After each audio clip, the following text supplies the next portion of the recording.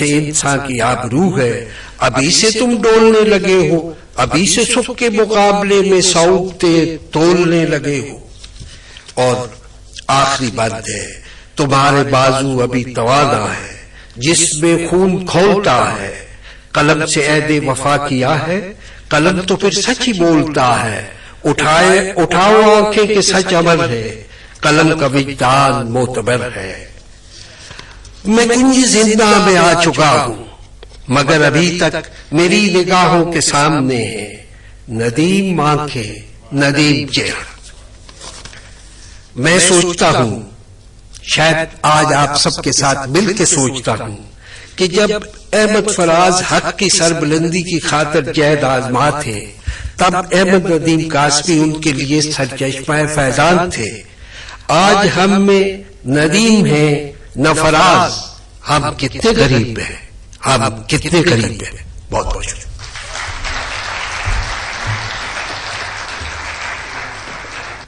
فراز صاحب سے میری ذاتی طور پر بہت زیادہ ملاقاتیں نہیں، لیکن پاکستان ٹیلی ویژن کے لیے میں ایک پروگرام ہوسٹ کر رہا تھا جس میں 1 گھنٹے کا مجھے شرف حاصل ہوا کہ میں نے فراز صاحب کا انٹرویو کیا۔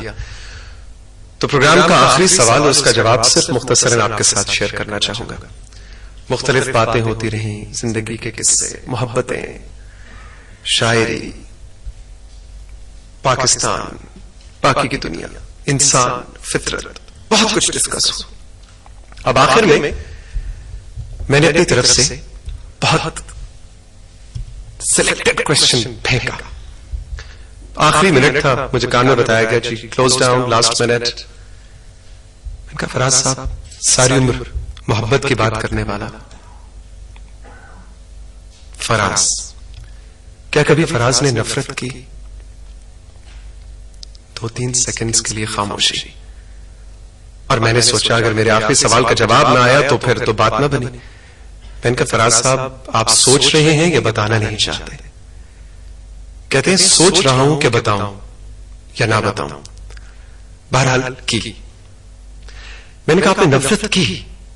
کہنے لگے ہاں۔ میں نے کہا اگر بہت ذاتی نہ ہو تو کیا ہم جان سکتے ہیں کس سے؟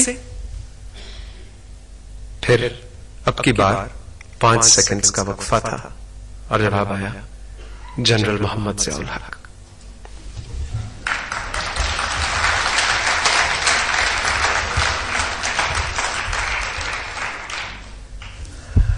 فراز صاحب پہ کام کرنے والوں، فراز صاحب کے ساتھ زندگی کے بہت سے پہر، بہت سی یادیں شیئر کرنے والوں میں سے ایک اور نام اس وقت ہمارے ساتھ موجود، دانشور، بہت ہی منجے ہوئے سینئر کہانی کار محترم مسعود مفتی صاحب سے ملتمس ہوں کہ سر تشریف لائیں اور فراز صاحب کے بارے میں ان کی یادوں کے حوالے سے کچھ چیزیں ہمارے ساتھ شیئر کریں۔ سر۔ خواتین و حضرات، میں تو آج یہاں ان لوگوں کی باتیں سننے آیا تھا جو فراز صاحب کے قریب تھے اور ان کی یادیں آپ سے شیئر کر رہے تھے۔ میرا خیال تھا کہ میں بھی ان یادوں سے لطف اندوز ہوگا، اور اسی موڈ میں بیٹھا تھا کہ اچانک مجھے بھی یہ کہا گیا کہ میں بھی کچھ کہوں، تو اب میں سوچ رہا ہوں کہ کیا کہوں، کیسے کہوں اور کس طرح ادا کروں۔ فراز کے میرے پاس کچھ، چونکہ شعر یاد نہیں رہتے اس لیے میں نے کچھ شعر لکھ رکھے ہوئے ہیں ان کے، تاکہ وقتاً فوقتاً ان کو دیکھ سکوں۔ یہ بھی محض اتفاق سے میری جیب میں آ گئے۔ فراز سے انہوں نے فرمایا ہے کہ میں اپنی کچھ یادیں شیئر کروں۔ جب میں دیکھتا ہوں تو یادیں بہت پیچھے جاتی ہیں۔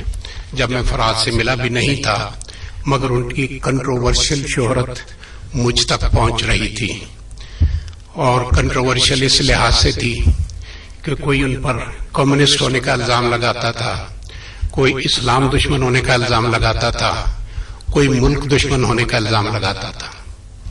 اس لیے جب میری ان سے شروع پہ ملاقات ہوئی تو میں کافی احتیاط سے ان کو پرکھنے کی کوشش کرتا رہا، اور میں نے دیکھا کہ یہ سارے الزامات غلط ہیں اور جب کچھ تھوڑی سی بے تکلفی ہوگی تو میں نے ان سے یہ پوچھا تو انہوں نے بڑے شد و مد سے، بڑی شدت سے ان سارے الزامات کا انکار کیا۔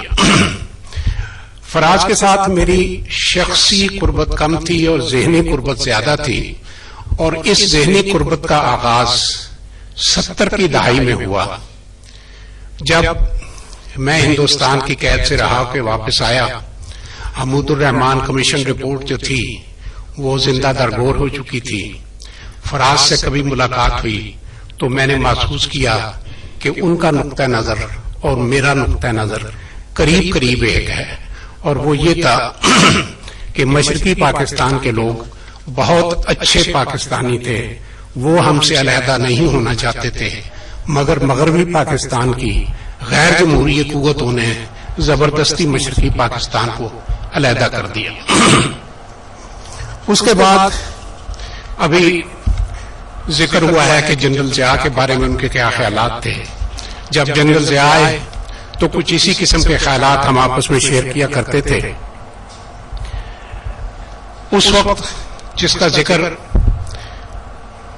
فتح محمد ملک صاحب نے 1970 والے قصے کا کیا ہے، اس میں فراز زیر عتاب آئے، میں بھی ساتھ نتی تھا، لیکن زیادہ بوجھ انہی پہ تھا، لیکن ولے بغیر گزشت کے معاملہ سلجھ گیا۔ اور اس کے بعد اگلا مرحلہ جنرل مشرف کا آیا، تو اس زمانے میں فراز کے ساتھ میں اس جدوجہد میں شامل رہا جس حد تک ہو سکتا تھا جو ان کے خلاف چلی۔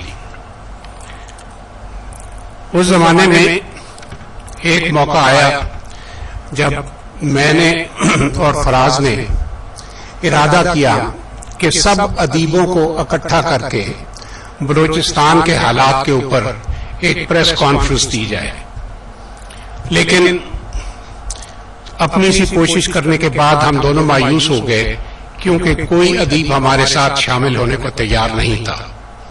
بلاخر ایک دو حضرات کو شامل کر کے 4 لوگوں نے پریس کانفرنس دی اور معاملہ ختم ہو گیا۔ اور اس کے بعد جب آخر میں لانگ مارچ کا زمانہ آیا تو اس میں کافی ادیب بھی شامل تھے، کافی لوگ بھی شامل تھے، اور ہم لانگ مارچ کے تقریباً اختتام پر دھرنا دینے کے لیے کانسٹیٹیوشن ایوینیو کے سامنے بیٹھے تھے۔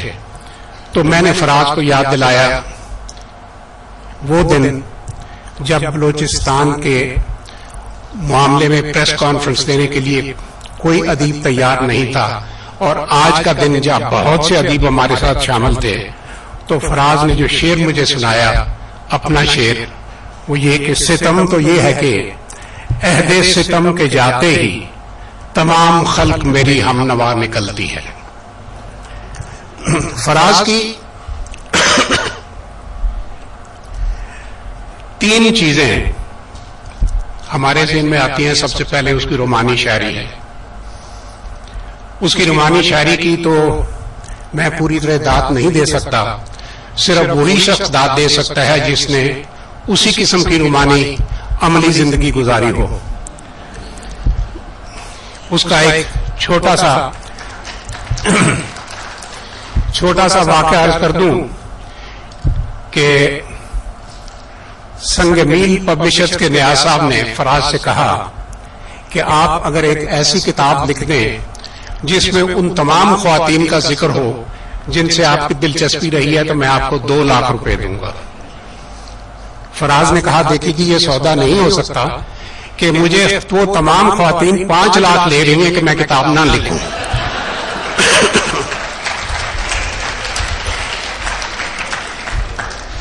اس لیے مجھے نہ 2 لاکھ کی توقع ہے نہ 5 لاکھ کی توقع ہے، تو میں رومانی شاعری کے بارے میں کچھ نہیں کہوں گا۔ دوسری چیز ان کی احتجاجی شاعری ہے۔ احتجاجی شاعری کا بھی تھوڑا بہت ذکر ہو چکا ہے، اور اس میں ہیڈ لائن کے طور پہ جو ملک کے عام حالات کے بارے میں وہ کہا کرتے تھے، ہیڈ لائن کے طور پہ ایک شعر کافی ہے یہ کیا گلشن ہے جس گلشن میں لوگ